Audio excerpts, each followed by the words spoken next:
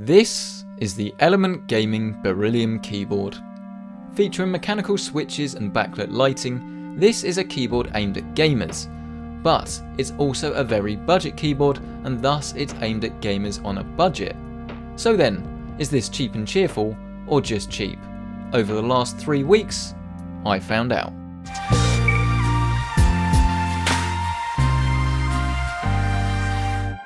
Hey, what's up guys, and welcome back to another keyboard review.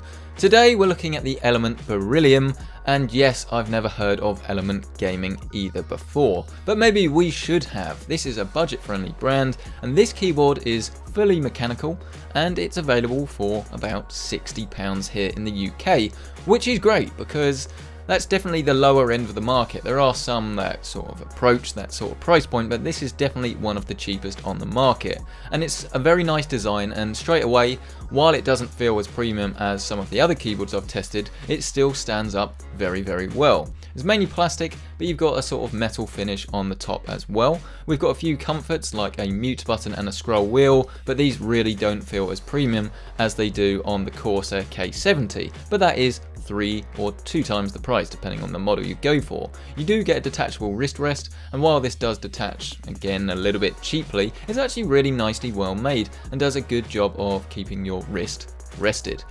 To adjust the keyboard underneath, you've got a switch that you can switch, and when you switch it, it rises or lowers like all keyboards, but this does it very nicely. There's nothing to complain about here.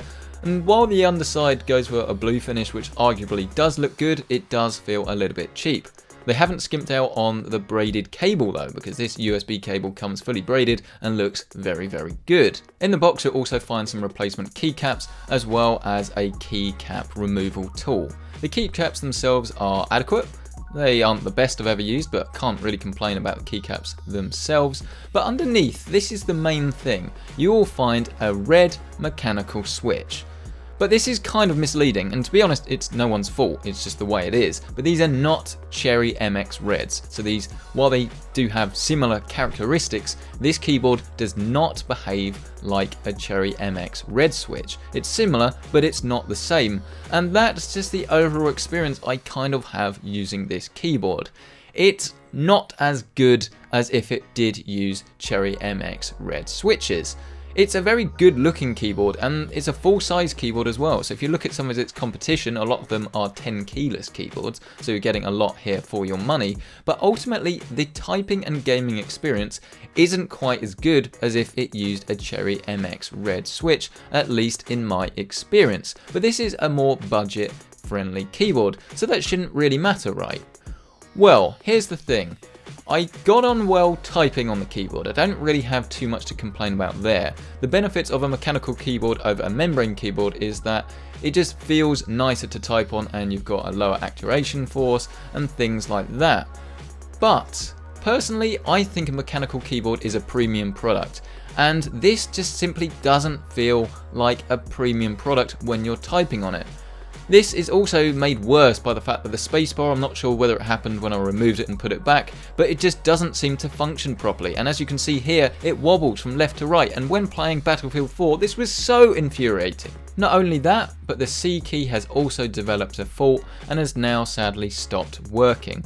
And it's a shame because my overall experience has just been hampered by the fact that the key switches themselves just don't feel that great, despite some really nice features. And so ultimately, I'm afraid to say I've come away disappointed. And it's such a shame because this does so many things right. It's got a nice design, it doesn't really feel too cheap, but ultimately, spongy keys and a slightly broken spacebar and a broken C key just all add up to an experience that wasn't really that good. And especially when you compare it to its competition, you've got the Cooler Master Quickfire TK available for more or less the same price, slightly more if you go for the reds, slightly less if you go for the blues, and I would just point pretty much everyone in the direction of that keyboard because it really does blow this keyboard away, and ultimately I'm afraid I'm going to have to leave it on the bench. Thank you so much for you guys for checking out this review though. Thank you to eBuyer and Element Gaming for getting this review sample out as always. Subscribe for more videos like this. Like this video if you liked it, dislike it if you didn't. And if you do want to see more keyboard reviews, I've got plenty on the channel. And thank you to Corsair, as always, for sponsoring this channel. Thanks again, and I'll see you in the next one.